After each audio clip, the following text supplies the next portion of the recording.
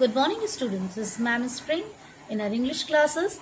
And in the previous lecture of mine, I have given the explanation of first three stanzas of the poem, The Character of a Happy Life, written by Sir Henry Wotton. In this lecture of mine, I'll be giving the explanation of next three stanzas of the poem, The Character of a Happy Life, written by Sir Henry Wotton. Now, let us start. Who envies none, whom chance doth raise, nor wise, who never understood how deepest wounds are given with praise, nor rules of a state, but rules of good. Here the word envies means jealous of. Doth raise means makes great efforts.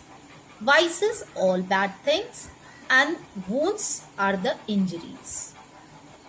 The poet describes the character of a happy man. A happy man, he says that a happy man is always honest, truthful, and he is careful about the flatterers and never proud of himself. In this stanza, the poet says that some people may progress in their life by luck or chance, but a good man is never jealous of them. So he is always happy and understands that false praise and flattery causes deep wounds which cannot be healed easily. So, a man who is careful of his praise is always happy. Everybody follows the rules of government by force, but a man who follows the rules of good conduct is a happy man. He gives more importance to the rules of good conduct and has no fear of any legal action taken by government. He knows well that good conduct is above all things. The fifth stanza is, who God doth late and early pray, more of his grace than gifts to lend, who entertains the harmless day with a well-chosen book or friend. Here in the first line, it is said that late and early. Late and early means always, all the time, whether it is a day time or it's a night time. And entertain means to spend. So the poet in his previous line said that a man who is never envious of the progress of others, he follows the rules of good conduct without any fear of any legal action. In this stanza, the poet advises to pray God daily, whenever we get time. It is very necessary to lead a happy life. We should not pray to God for worldly gains, but for His blessings and for His mercy.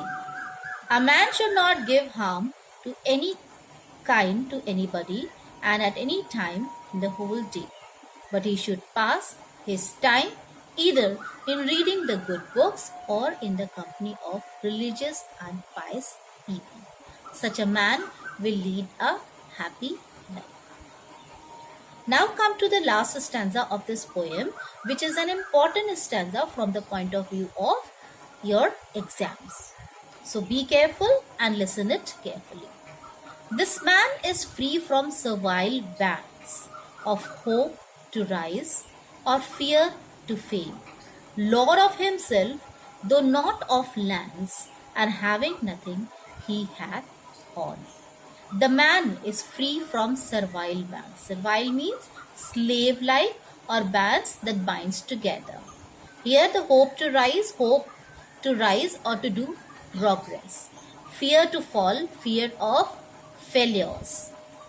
The man is the Lord of himself and he has everything, though he does not have anything in his hand. So in the previous lines, the poet describes the character of a happy life and says that honesty, truthfulness and sincerity are the main qualities of a happy man. In man who passes his time in reading good books or in the company of good people is always happy. In this concluding stanza, the poet advises us to lead an independent life. A man should not depend upon others. He should be free from all hopes and fears. He should not be overjoyed in his achievements and should not be disconsolate in his failures. Although he may not have worldly riches, yet he is the master of himself. Thus, independence, self-respect, and contentment are the merits that makes a man happy. In the last two lines, we see that the figure of speech oxymoron is used. And having nothing, he had all.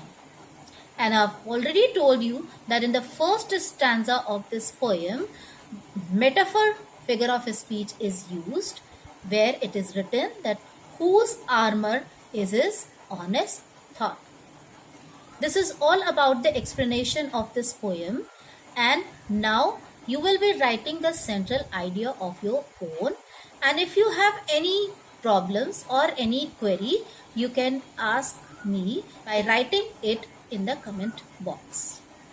So read this poem once again and listen to the explanation properly, and then write the central idea. Till then, bye bye. Thank you.